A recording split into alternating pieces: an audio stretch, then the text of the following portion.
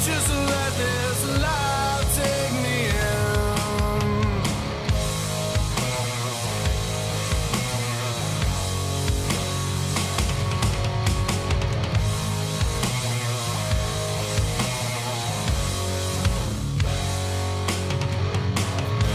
I feel a sense of burning in my heart. Part of me that I let you tear apart. I told myself it's not as bad as it seems. I let you in and now I'm breaking at the seams. I'm letting go of who I used to be.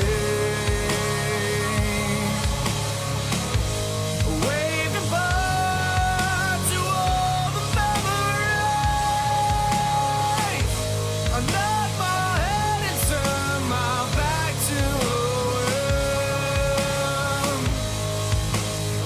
And just let this life take me in.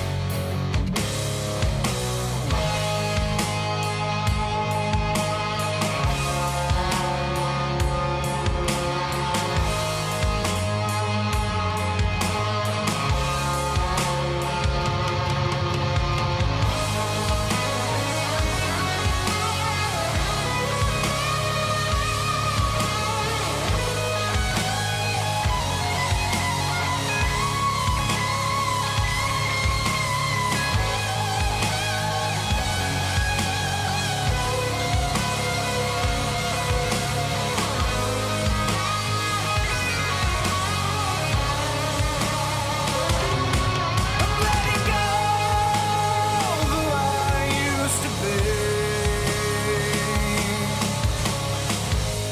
Wave goodbye to all the memories.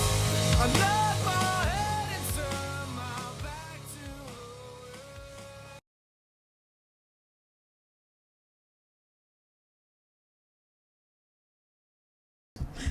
him. Hello, guys. Happy Friday. Tonight was one of those Fridays that Rich was running a little late, so we're getting a little late start. So, but we're here. And we're going to talk recovery. How's everybody doing? Looks like we have a couple people in already. I saw Larry. Eric should be joining us. I told him to give me a minute. And I know Barb was in the background waiting. She's trying to stay awake with us. So happy Friday. If you guys are struggling out there, just give us a shout. You can give us a call here at 267-737-8031, or you can chat in the chat bar, and we can just answer any questions, give you some suggestions that we have tried, what others that we know have tried, whether they work, whether they fail. There's always another suggestion that might be helpful to help you through a really difficult time, because this journey can be incredibly difficult. There's so many stories out there that are just heartbreaking, and I'm grateful that I don't have to really have those real difficult stories. I'm very grateful that our journey was a short journey, where others have been going through this for quite some time. And, I just pray for all of you out there that, the journey gets better, gets easier for you, because it is a difficult time for the family. not knowing where their loved one is, or just finding out.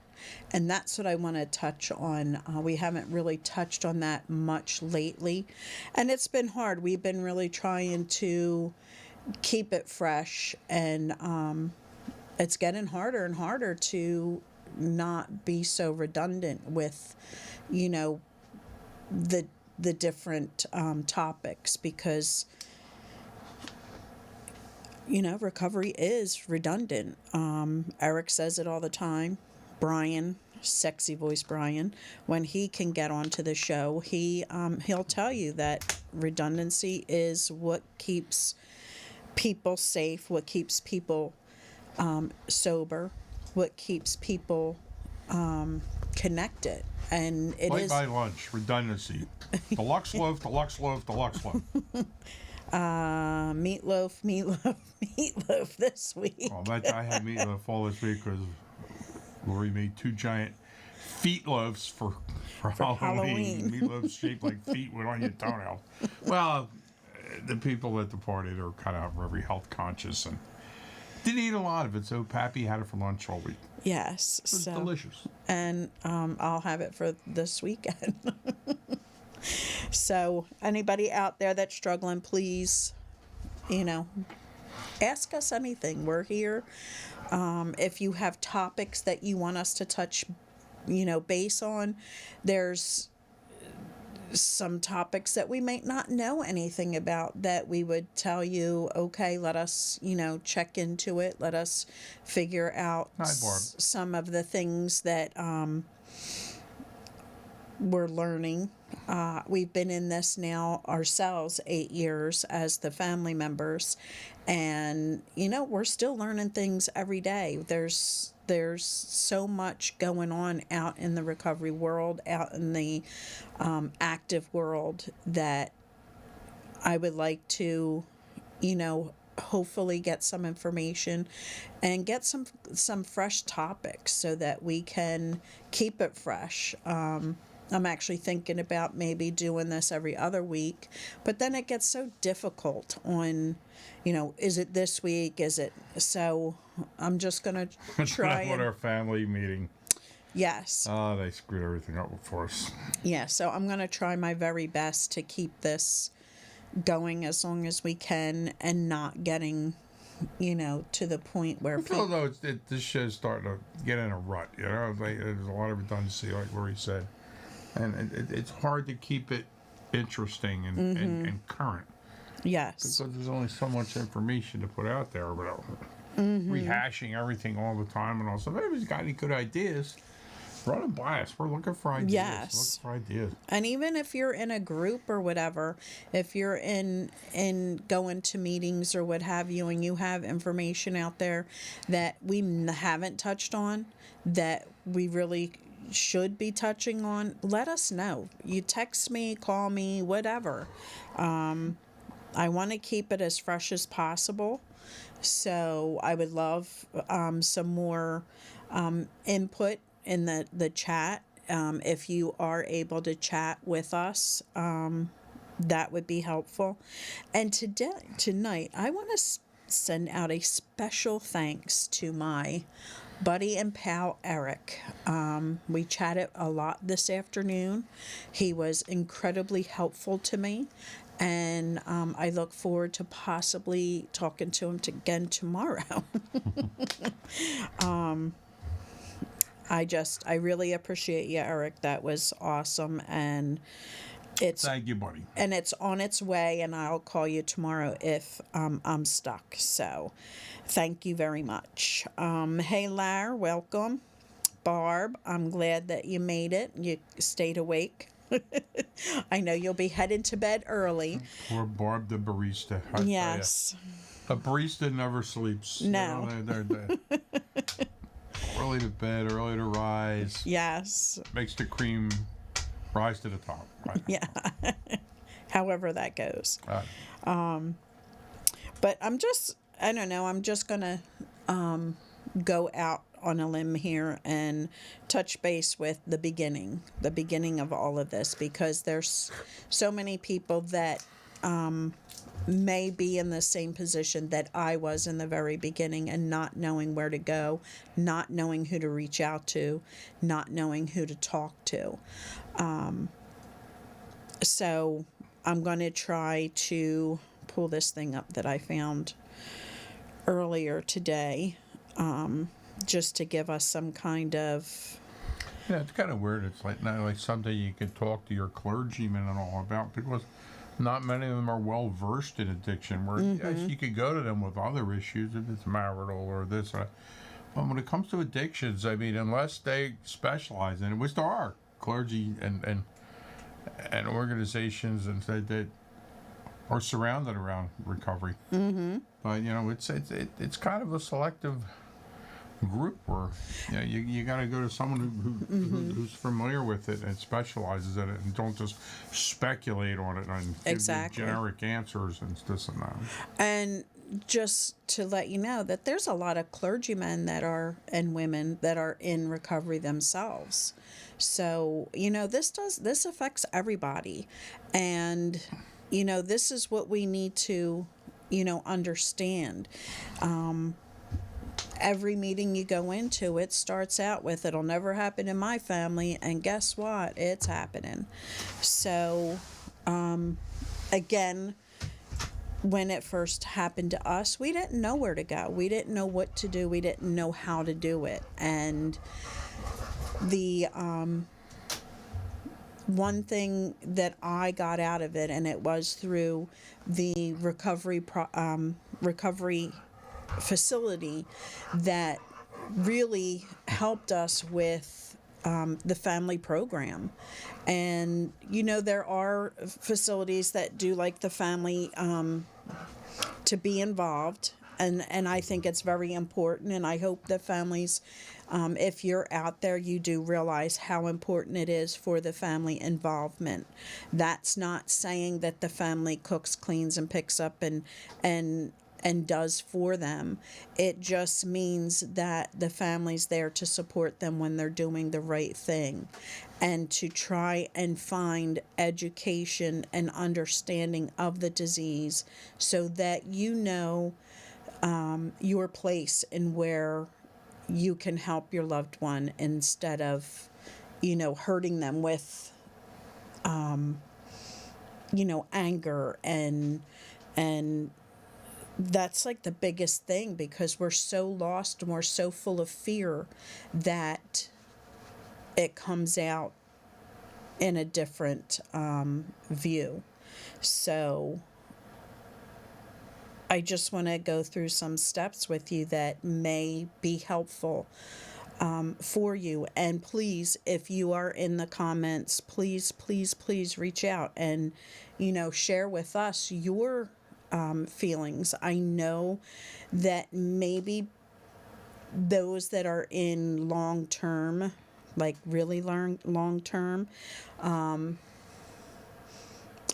didn't get the help that they really should have or needed with their families, because, you know, it was such an anonymous program, and, you know, it was full of anger and frustration and fear.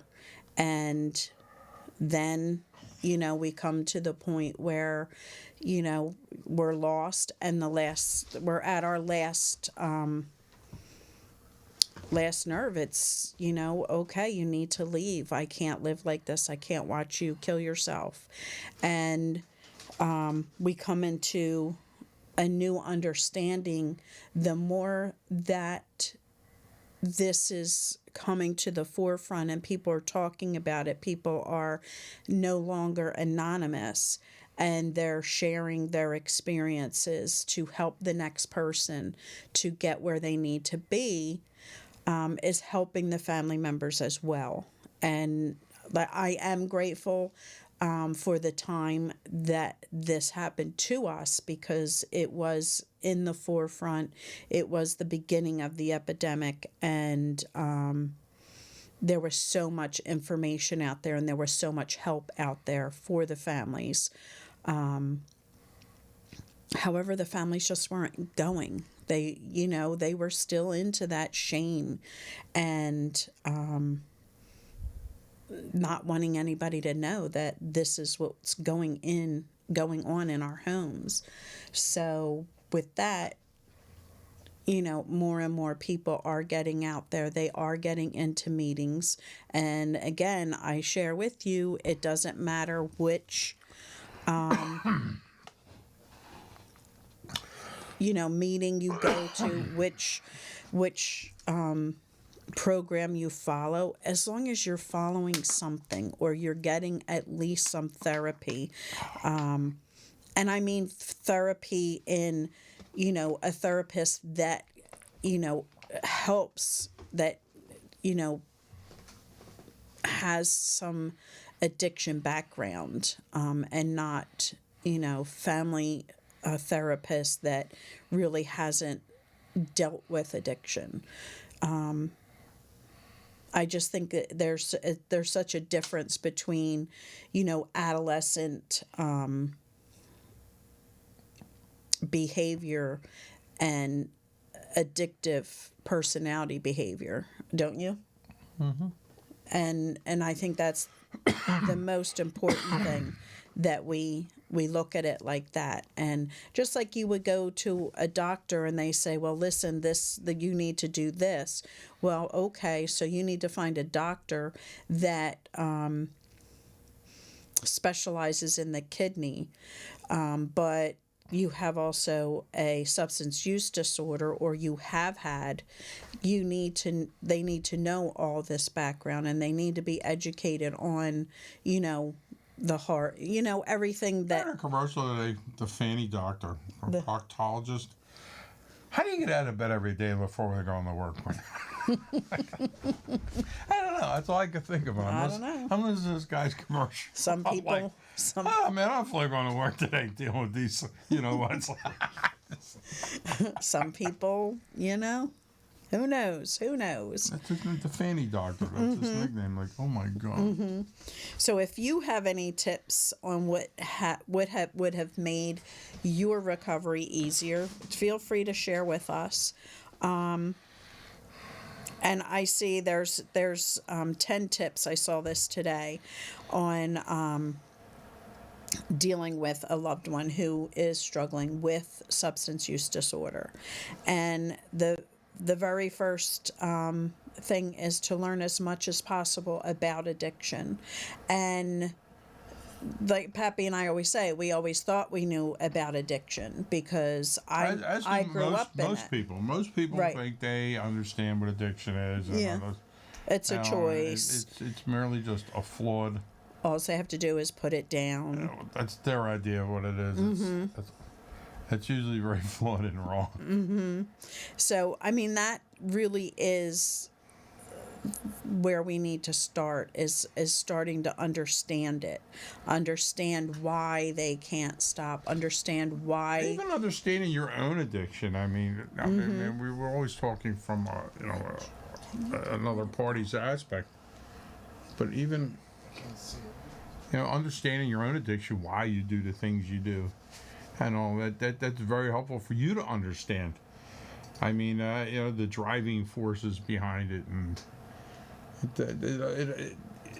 it'll make it all more plausible for yourself to understand your own actions. Because a lot of us don't understand why we keep making these same mistakes and doing the same things over. When you got to realize you're powerless over it unless you learn the tools and the tricks and understand what it's all about.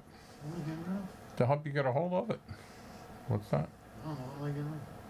No, this thing that the comments were behind it, and I couldn't see the comments. There's a thing here that says you need to install We the have latest. 15 monitors here. Well, 3.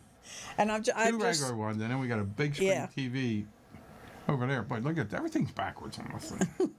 I'm pointing that way, but yeah, it's pointing. Yes, I just want to make sure that I can see the comments, because if there's somebody saying something, I want to be able to answer them with it. Oh, awesome! He's so good at this. I don't know. That's how why to do we all pay this. him the big bucks. Yeah. And how was that school trip today, Barb? Because Did you take a big can of frozen high C? Remember that on school trips? Larry will remember that, and Eric Yeah. will remember that. The rest of you probably won't. Yes. And My older friends will know what I'm talking about. yeah. So it looks like when Ashley or Rich can't do school trips, that I'll be doing school trips. So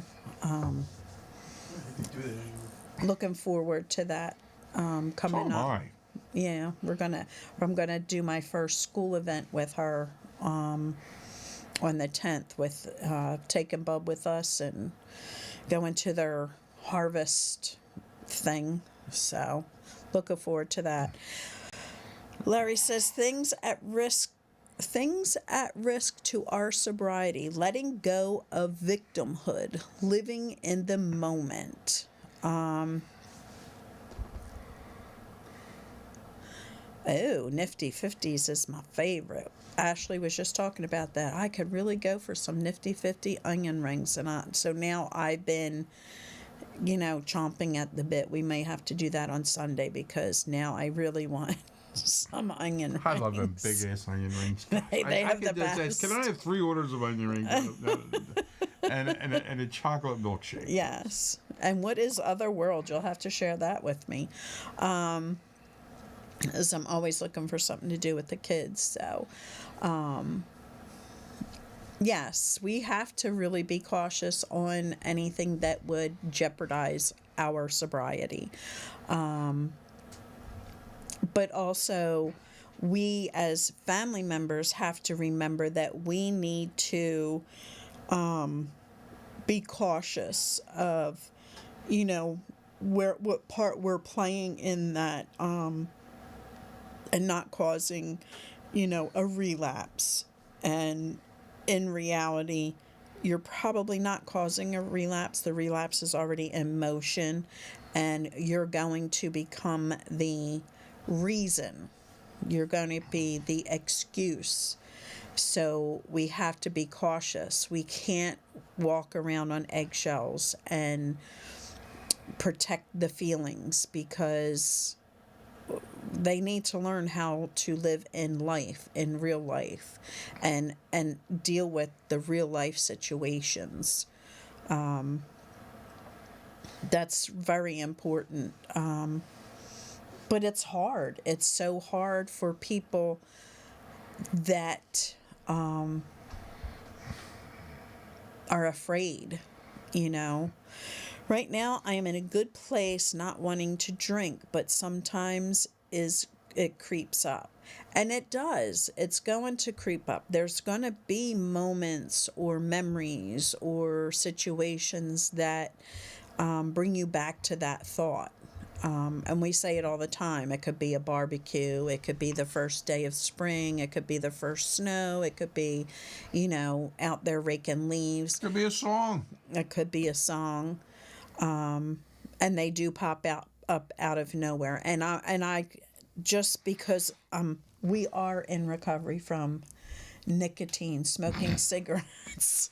I am in nicotine recovery. Like that Nicotine commercial just kills me. I keep kills me. hearing it. Yeah. Nicotine recovery is recovery. Yes. So, and we struggle with that. Sometimes there'll just be a moment where we're looking for our cigarettes and we haven't smoked in 23 years. So it's just the weirdest thing. And how it just pops up out of nowhere. Sons of Anarchy pops up all the time. That's all they do is smoke and drink on that show. Them guys are some smokers. Yes.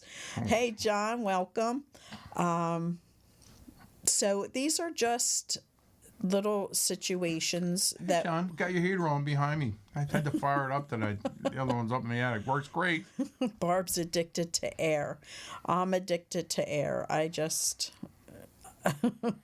I do not like the cold, however. I hate the cold. I hate the cold. I hate the heat. I have a very slim comfort zone.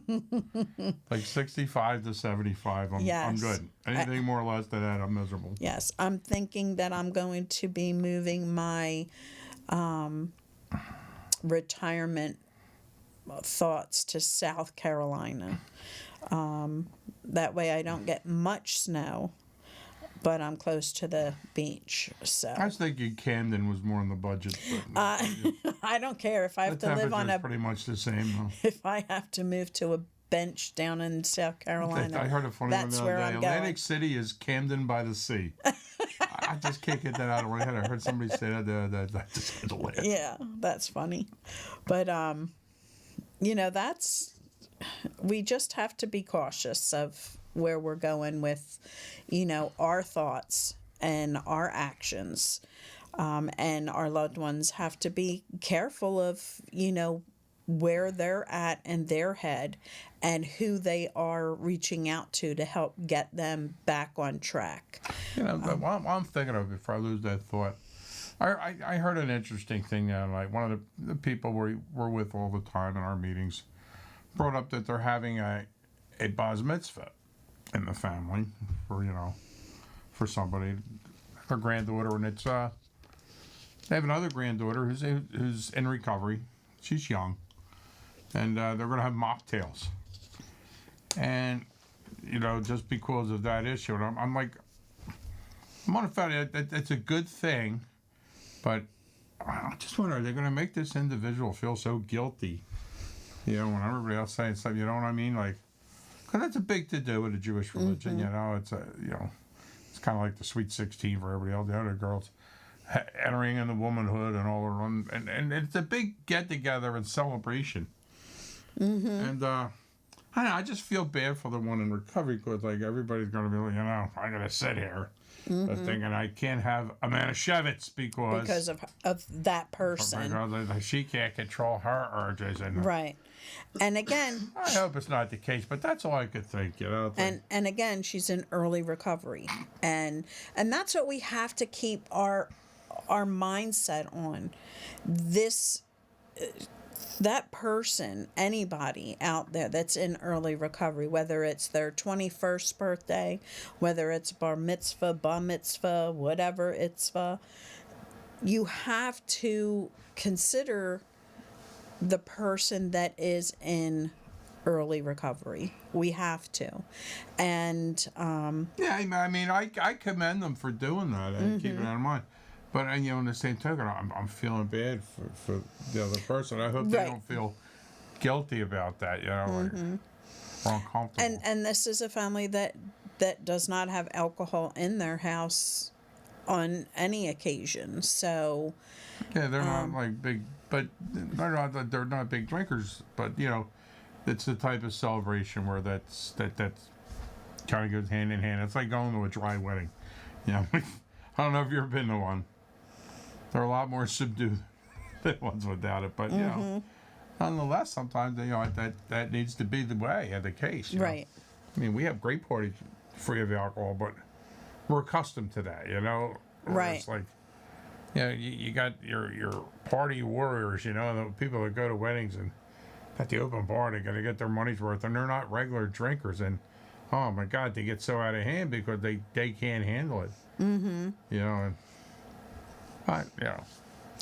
that's all I got to say about that. And Barb, she says, my grown daughters and son-in-law jumped and tried to hide doing a drink on Halloween and was like, it's okay. I was fine with it. Right. They aren't regular drinkers either. And that's where we have to, you know, let them know if we're comfortable or we're not. And that's where you have to say like, okay, I'm not comfortable with this. This isn't going to work for me. Then you enjoy the time that you have and just, you know, I'm going to leave. I need to get home for whatever reason. I have diarrhea. I have a headache. I knew she was going to the bowel movement thing. I knew the bowel movement excuse was coming in. Whatever. But we need to be aware of, you know, where we're at in our process with it. And that's good. You found an alternative to get away from that, and that's really important. Also, if you are struggling, you're in early recovery, you have a sponsor or you have somebody that you do talk to that helps you through your difficult moments, bringing them to the event would be good for you to help you through a weak moment, because it's the weak moments that get us. And we can fall right back into it if we're not cautious and we're not taking care of ourselves. And having somebody to fall back on to help you get through that is the most important thing. And another thing is our number 2 suggestion is connect with understanding peers. And that works on both sides. If you do follow the Nar-Anon or Al-Anon program, they also do the 12-step. They also offer sponsors, which are very important in the recovery world. This is what we need to understand, that it's not easy trying to do this on your own. As a matter of fact, those that do their own recovery, 99.9 fail with that. Yeah. I get hit on another funny moment. I mean, it's funny what people perceive in you and say. The other night we're all sitting out front. It's Halloween. Some people were having a couple beers and this and that. I don't drink much at all anymore. So I'm drinking a glass of ginger ale out there, and I was perfectly fine with that. And all of a sudden, somebody come walking through the neighborhood. We haven't seen in a couple of years. He was visiting his mother, actually. And some of the people with us were friends and all. So we said, oh, hey. So we all started talking. And he goes, well, what are you drinking? I go, ginger ale. He goes, why? What's the matter? What's the matter? I'm just cracking up. I was like, man, what do people perceive of me? I mean, apparently my reputation must perceive me. I'm having a ginger ale. It's a school night. I got to work tomorrow. And I said, I said, I don't really drink much anymore. And I don't know. It was kind of weird. They were kind of taken back by it, for lack of a better term. It's pretty funny. Yeah. Yeah, I used to like to imbibe in things back in the day. I mean, and for no other reason. I just kind of lost the urge. I mean, I hang around with so many sober people now, do so many sober events. I just learned how to live without it. I don't have a problem with it. Right. But I don't do it much in my social circles with the people I hang out with now. So even when I can, I just it's lost its desire, my desire for it, or lack of. I don't know what the hell it is. I really don't. And probably the fear. I'm fine. Mm-hmm. And I don't miss it. I mean, a couple times a year I might have a couple beers. That's about it. Mm-hmm. But yeah, and everybody's different. Some people can come out of it and be okay with it, like not a big deal. But some people, it can take some time to get through those urge moments, situations that arise. Because that was a big part of my life one time, especially Friday nights. Remember, I used to live for Friday nights and go see all our friends and hear music and sit out. And you get older, things change. Your habits change. Your friends change. A lot of your friends. Mm-hmm. But your old ones are still the same. Mm-hmm. Yeah, and it's it's just a matter of connecting with the people that can help you through difficult moments. Peer-to-peer is so important when you're dealing with anything, whether it's cancer, whether it's an abusive relationship, no matter what, addiction, whatever. It's so important to have a support system around you, helping you get through those difficult moments. Right. And besides the chemical addiction, there's the habitual motions and activities part of it. I mean, it drags you in too. Like Lori was saying, things take you back to things. It's just funny. It's ironic. I mean, now I look at things in another perspective now, and I'm more analytical over my behaviors and other people's behaviors, trying to figure it out. And it's just so interesting. It really is the whole world of addictions. If I had the patience and the money, I would go back to school and want to learn more about addictions and all. But I'm getting old now. Mm-hmm. I'll leave it to them young bucks, them John Crombars in the world. With 50 He's a million professional degrees. student. But I like what we do. We'll do a GoFundMe for Pappy's education. Yeah. I'm 62. I want to go back to school. He wants to go hang out with the 18-year-olds. Hey, I didn't look at that. I couldn't handle that. I got high blood pressure and stuff. And them, You'll have to work nights. them keggers. Keggers. Keggers. I never used that word ever back in the day. No, that's the word. I never used that term. No, Kegger. It was a keg Yes. party. we did. Keggers. It must have That been was a California must have been thing. a West Coast thing. And when you're going through that and you're trying to connect with somebody that can help you through those difficult moments, look at things that you can do rather than drinking, whether it's going out. Like you hear a lot of things with recovery. Oh, everybody goes to the diner and have coffee, and everybody goes bowling. And there's so much more to it. Like, there's just so much more to it. It's the camaraderie and Yeah. something. You need something in between the camaraderie to make it all, break it all up and make it more interesting. I mean, what do you guys get? You go roller skating, but we're getting too old for that. Too dangerous.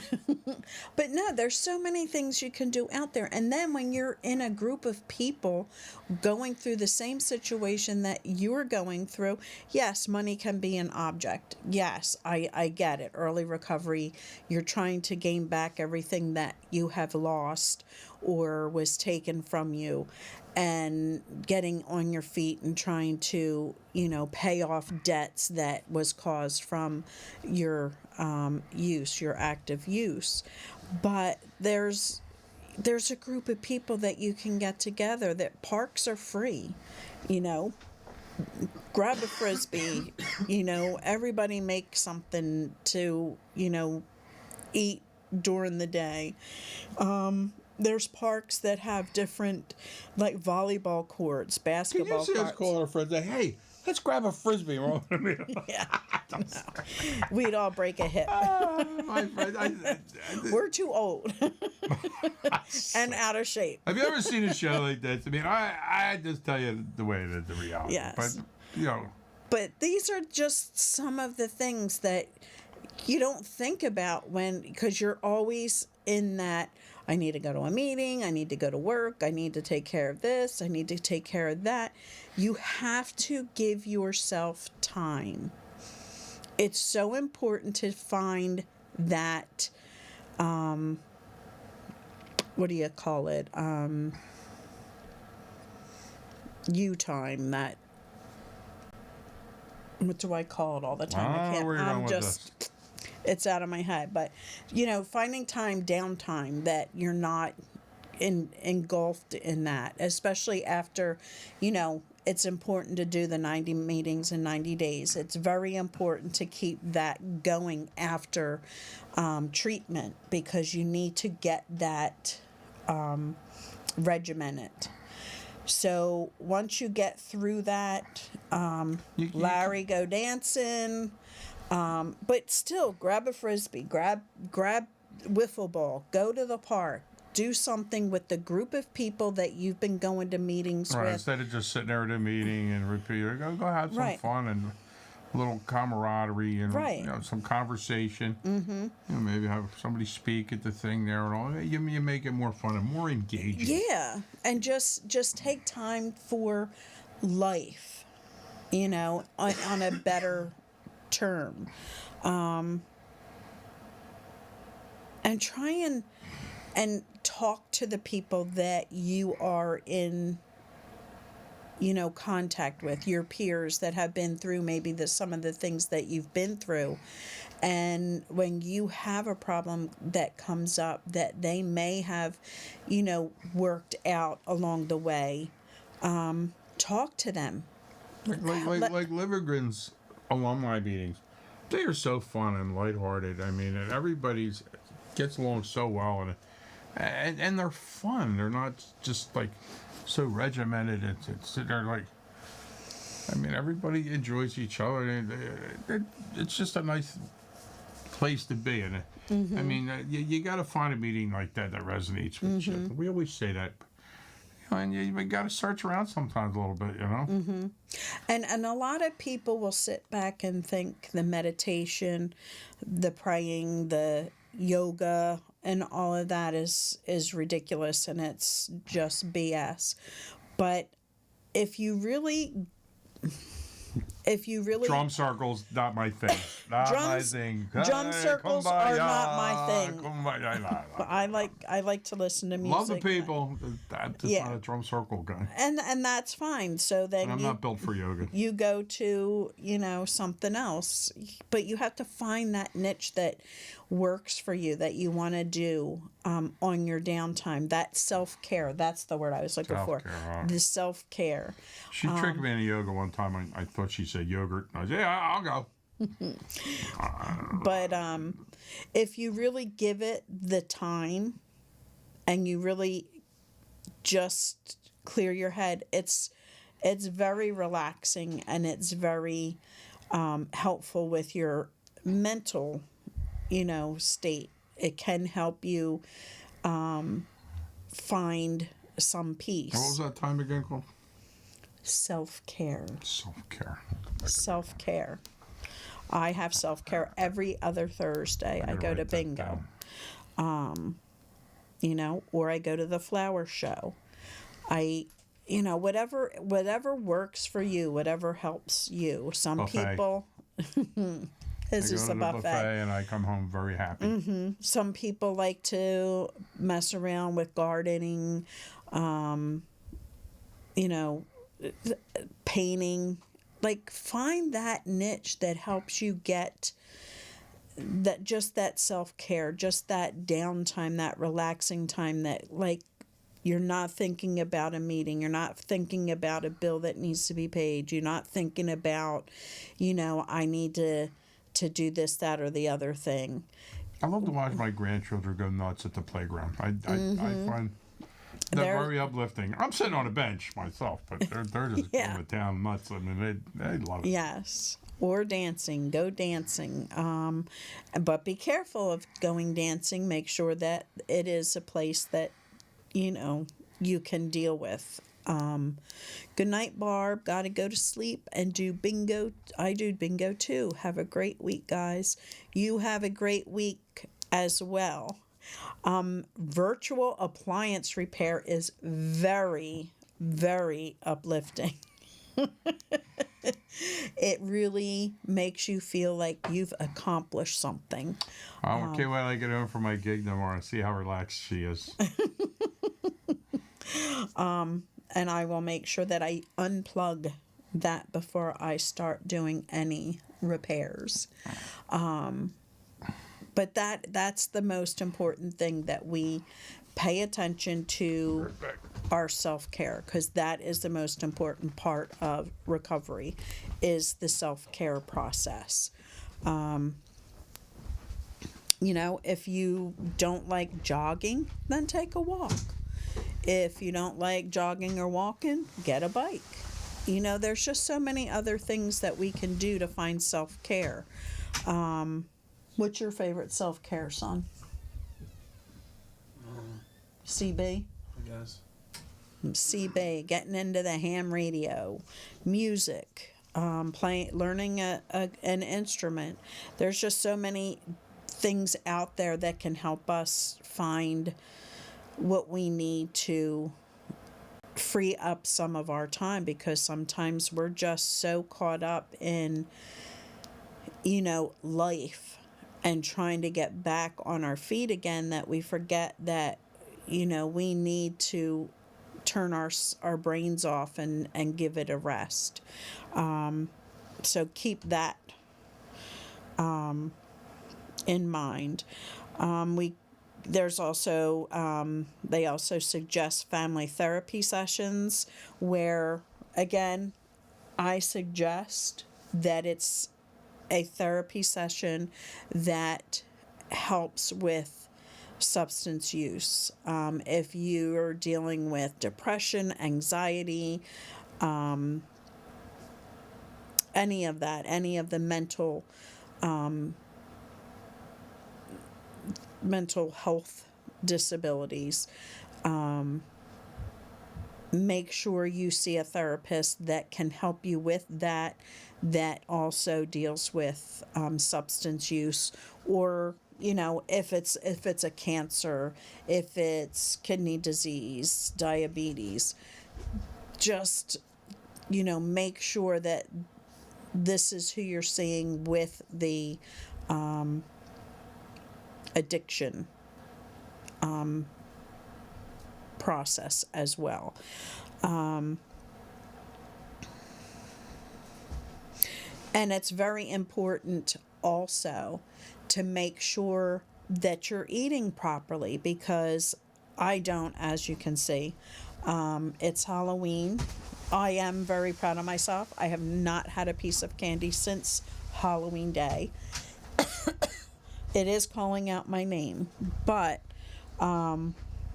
learning how to eat healthy is also very important, because we've done a lot of damage to our bodies when we're out there and we are struggling and dealing with the substances out there, especially right now with this what's it called, the trank that is like eating xylazine that's eating away at the body because of whatever it is causing it. It causes necrotic tissue. It was horrifying. Horrifying, so sad. So it's very important that we take care of our health. Our sleep is so important. However, I know that when you are in early recovery, but from what I hear of those that are in recovery, how difficult sleep becomes. So, keep that in mind, that we need to find some kind of meditation or something that will help us sleep and get to sleep. That's very hard for some people, especially depending on the drug that you may be doing. The recovery from that can have a lot of effects on the nerves, which would make it really difficult to. And Eric with his virtual appliance repair. Eric, I have a friend who's had polio since he was a kid. He's on one of them iron lung machines. He's like one on the left, and the thing keeps going on the fritz. He's got to keep wrapping it on the side. I mean, if they can give us any tips, know anything about iron lung machines, sir?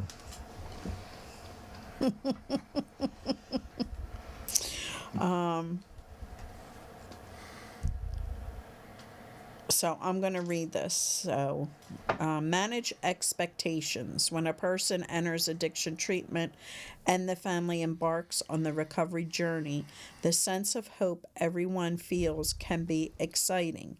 Finally, the addiction issue is being addressed. Finally, things all get better. Unfortunately, it can take a long time for the behaviors and patterns associated with addiction to really change. The person may hold on to old habits or become frustrated with the recovery process. Sometimes that slow shift leads to disappointment. A relapse can be especially disheartening in these moments. It can be helpful to remember that relapse does not mean failure for your loved one or for you. Addiction is a chronic disease, making relapse a normal part of recovery. While steps can be taken to help prevent a relapse, recovery is a lifelong journey of ups and downs, not a single event. It's also important to manage expectations for yourself and other family members. It takes time and effort for relationships to heal. Families in early recovery may make mistakes and they may not be their ideal selves, but they can still enjoy their time together and actively support one another. Even if things aren't perfect, they can still be more meaningful as you work together toward a drug-free life. That's, a rough one. Iron lung machine is built out of PVC now. But that's the most important thing. Like, I know that when it was first happening with us, like, well, I know it won't happen to us. We'll keep an eye on it. We'll follow. We'll do this. We'll do that. And, when we see them struggling, we'll do this. We'll do that. And then you go to these meetings, the support meetings, and you hear the people saying, you need to let them do what they need to do. If they happen to go into a relapse mode, let them get through that. That's something that they're going to need to do. We can't stop it. If it's there, it's there. And we can't stop it. We can only be there and be supportive of gearing them towards getting back on track again. And that's a difficult road. So that's why staying involved in a support group, even when they are doing well, is so important, to get the strength that you need in case that should happen. And we're 8 years into this. 8+ years into this, and our loved one is, 8 years in their journey, and we're still learning. I think I should get a tattoo on my forearm. So. You should. Nothing changes if nothing changes. No, that's my tattoo, so just leave it alone. Pretty cool. That would look good on a chick. It works if you work it, okay? Leave mine alone. But that's important that we, are just there and supporting them where they're at in their, active use, in their treatment, and in their relapse. I have heard that relapse is just a person not working the program. And it is. It really is, because the program really does work. But not everybody is ready to accept the program. And until you're ready to accept the program and open your heart and open your mind and listen to the suggestions and follow the support, get yourself the sponsor, you're really not working the program. You're just... You got to get with the program. Yeah, you're just getting by for now, and that usually 99.9% of the time will lead you right back to the active use and relapse. So they truly mean that. If you work it, it works. And as far as the family side of it, keep getting that support. Keep going through your own program, whether it's, a crosstalk situation. That's where we go. We go to a crosstalk meeting. It is through the Living Grim program. If you are in anywhere near the Lower Bucks County area,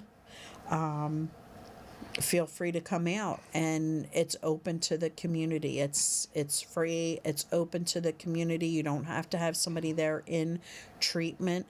If you're not in this area, reach out to the rehab in your area and see what's available out there. That always bugs me. Relapse is very common in recovery. but I can't stand it when people say relapse is a part of recovery. It's not. It's very common in it, but it's just one of them things. I mean, you can recover without relapse. But yeah, it happens frequently. But it's just the wording. It just they just make it like they just play it off. It's so commonplace. It's to be expected. Right. And, it is what it is. If you're not working the program, you're pretty much looking at a relapse. I've seen it over and over and over again. I've seen people do a one and done and embrace the program, follow the program, and make it to the other side. And it happens, but it's not common. No, But there's no one surefire thing either way. But right, the odds are stacked against you. But and I'm talking Matt too. Matt program, we say it all the time. Matt program. It works if you work it. Just because you're going to the clinic and getting your Suboxone or getting your methadone. That being medically assisted treatment for any newbies out there. If that's what you're doing, but you're not sitting down in the even with Matt, you still got to work a program. You do. Still got to go to meetings. You still. It's not the magic potion. And I understand that. But that's only controlling the chemical end Right. of the addiction. You still have to deal with the mental. And even though, you're not accepted in most meetings because you're still using a substance, they don't need to know that you're using a substance. You don't need to, add that to your story. You're there doing what you're doing to get better. Whether you continue using that MAT program or whether it's a temporary fix until you get to strong enough that you can find the support that you're looking for that will help you guide the rest of the way into a Can I just interject on that a little bit? That's a slippery slope there, especially if you're going to a 12-step type program and you're hiding that you're on MAT.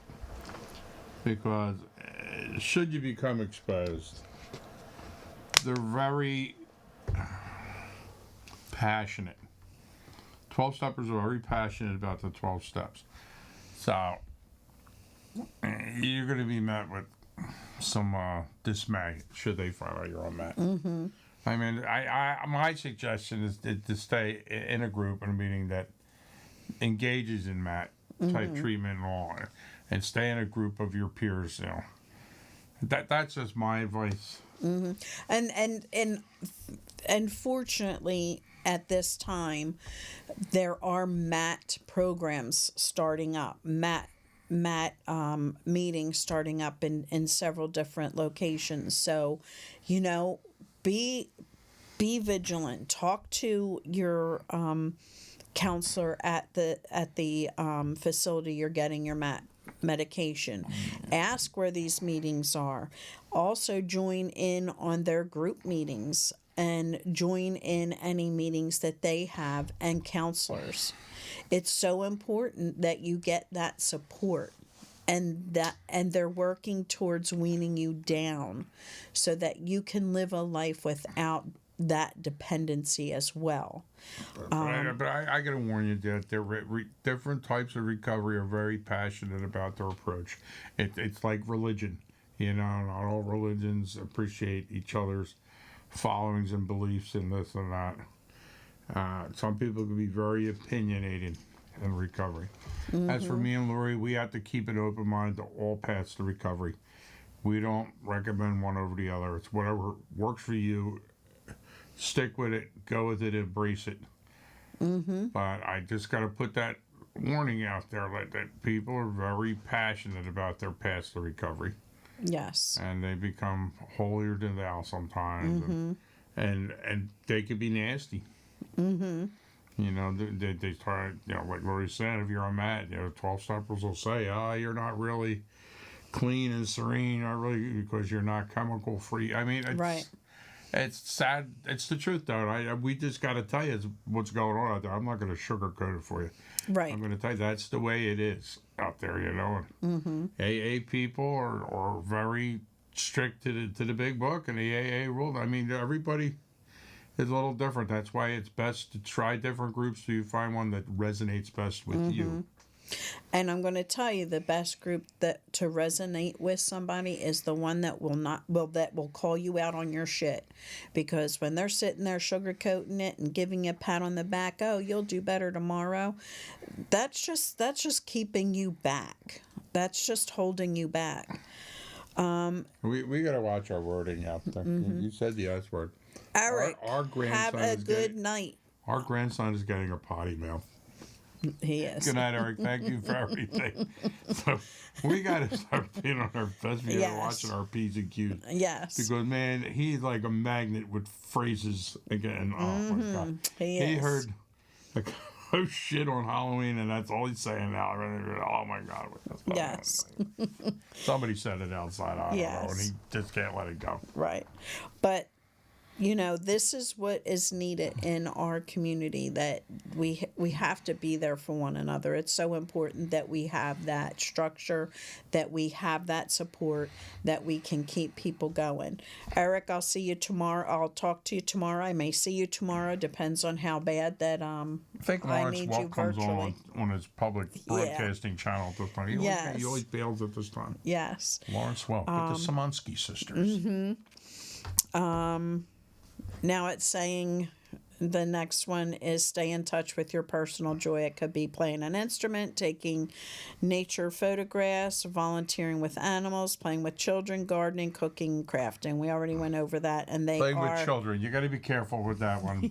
yeah. Make sure they're your own Make children. sure they're your children. And you know, these are just things.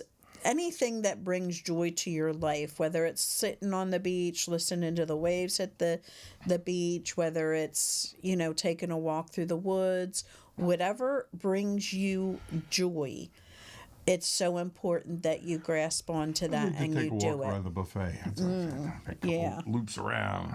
Yeah. Say hi. But exercise is also important because That's the walking part.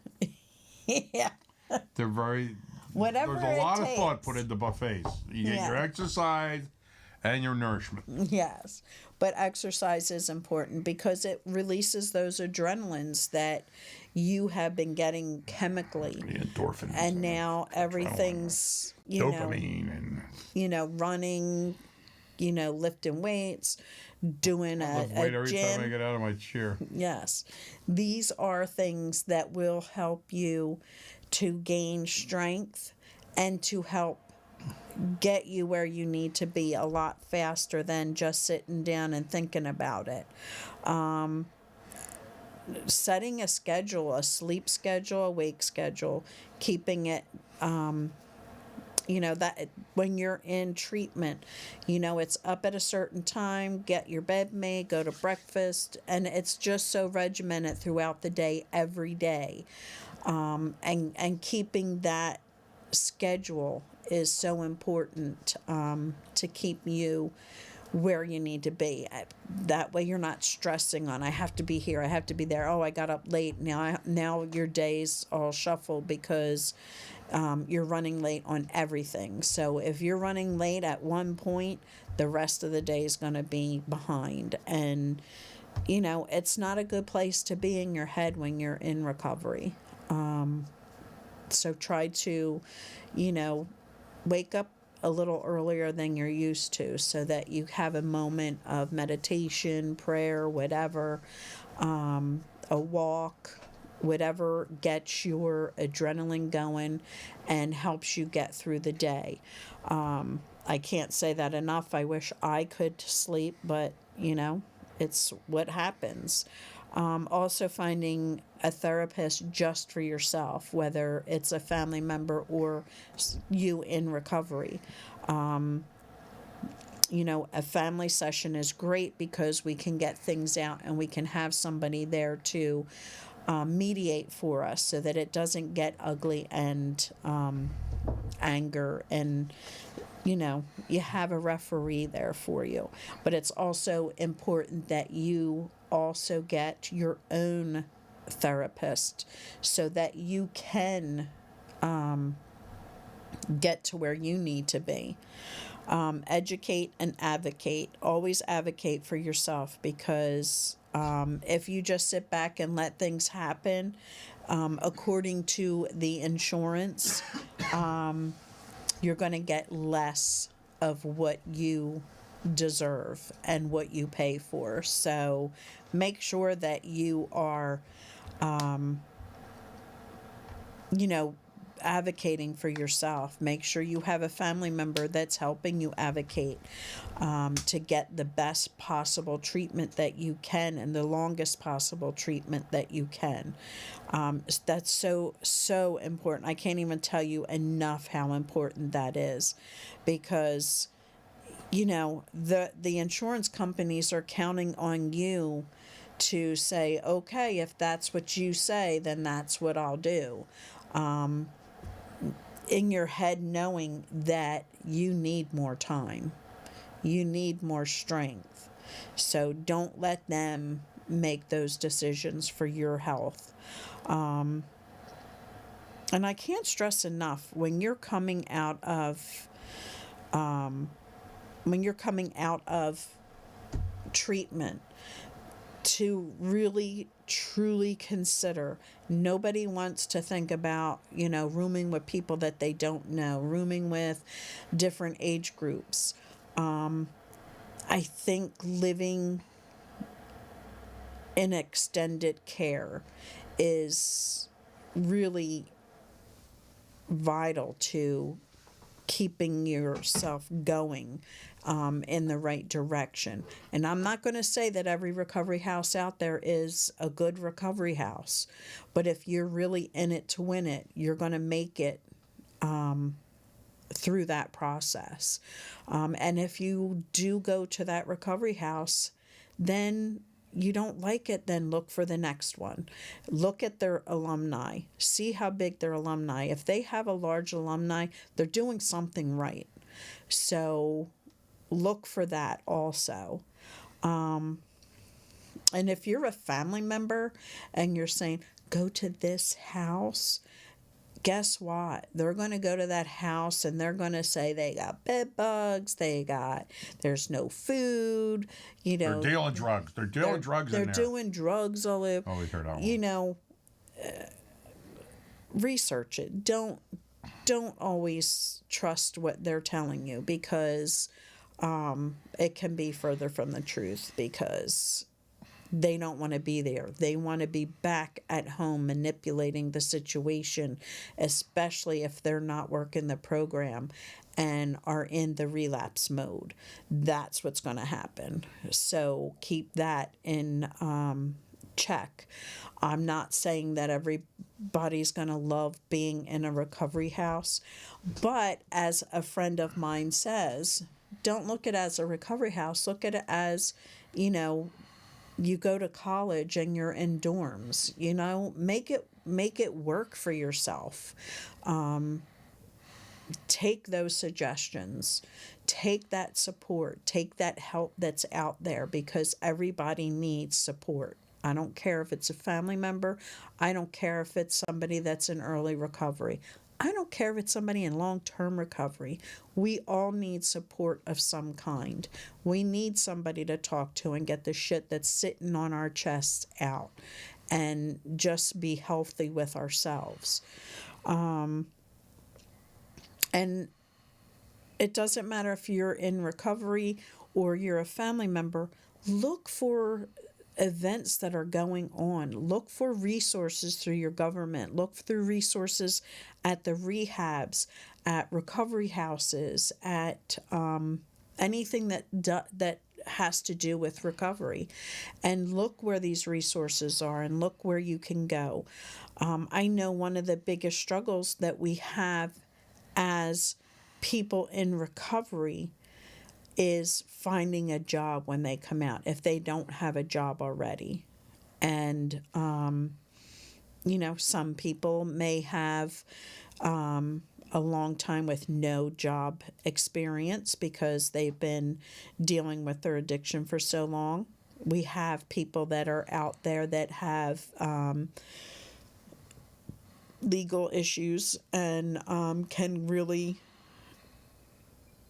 cause, a job opportunity to just slip by. That's when you need to reach out to your rehabs and recovery houses or the meetings, going to the meetings to find that job that, looks at the disease of addiction as a disease and are willing to give you that second chance. That's very important that you stay connected and stay with those resources. And just keep, doing what you need to do to stay in the world of recovery, because it's a huge group out there. There are so many people in recovery living life, and not every day is going to be rainbows and unicorns. It's just not going to happen, because that's not the way life works. I know Pappy, he gets nuts because things just don't work perfectly. Like, hello, welcome to the world. Not everything is going to go smooth. There's a glimpse of reality out there that, we just get pissed off and angry about it. But it can take somebody in recovery right back to using, because they're the frustration of it all, because they're trying so hard and life just keeps giving them, a punch in the gut. So really learn how to breathe through it, learn how to reach out and talk to somebody that's been through that can help you through that particular moment. That's what I have to say about it. I hope tonight was helpful. Like I said, it's really hard finding topics to get us through another week, but we're going to keep plugging through until, we can help the next person. I don't care if I help one person a day. I don't care if I can help one person a month. If I can help one person, that's what I'm here for. If I would love to help every single one of you, but you're not ready till you're ready. So We're coming up on that time again, folks. yes, and I just want to put out there before we leave, November 18th, we have the Harvest Moon Dance.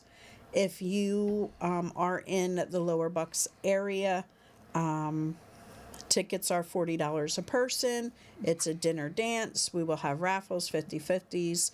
If you cannot make the dance for any reason, but you would like to help out, we can always use baskets of your favorite things, gift cards, monetary donations, if you wanted to purchase a ticket or two to help somebody that's in early recovery have a night out with their peers and learn how to get together with people and stay sober. That's also available. Please reach out to me, 267-737-8031. And we will, if you are out there and you are with the family group at Living Grin, there will be another meeting this Wednesday. Just putting it out there. November 15th, Dana will be having her meeting on surviving the holiday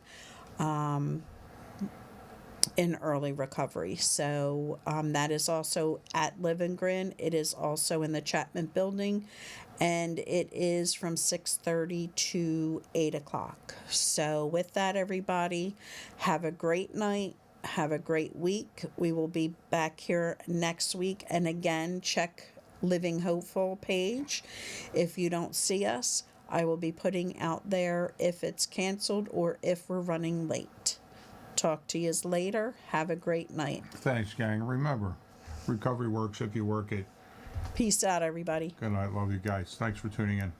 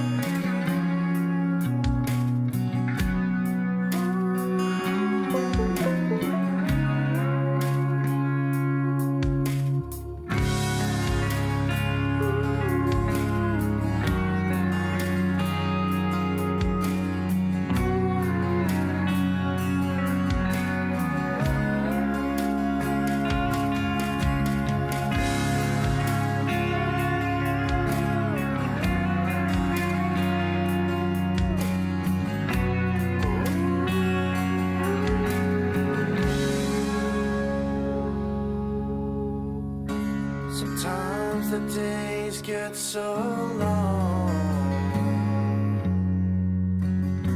so I just close my eyes. Far away is where I'll be. So if you need to find me, I'll be gone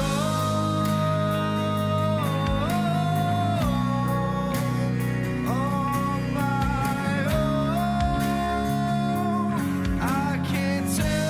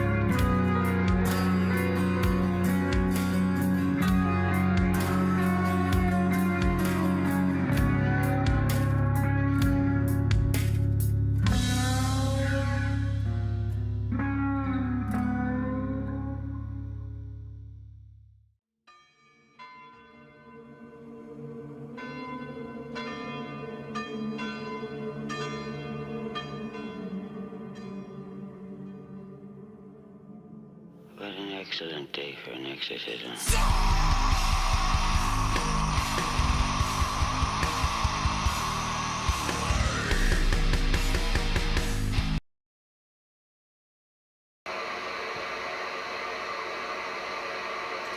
So we got a frequency counter up that.